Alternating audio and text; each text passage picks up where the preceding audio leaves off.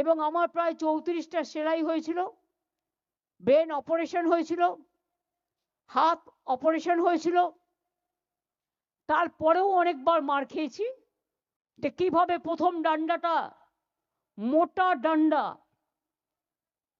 বিশ্বাস করুন আমার মাথায় একটুও তখন লাগছিল না। কেন জানেন? আমি তখন ভাবছিলাম ডান্ডাটা কার, পুলিশের না সিপিএম এর। আমি তখন ওইটা চিন্তা করছিলাম।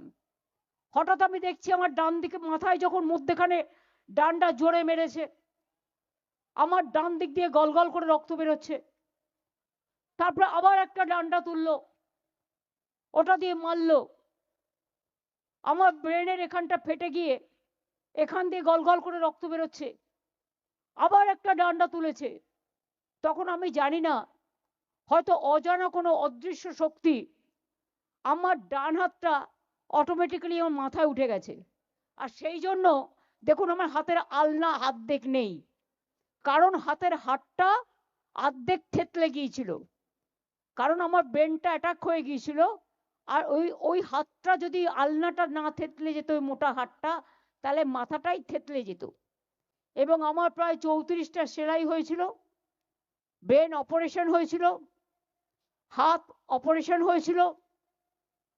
তারপরেও অনেকবার মার খেয়েছি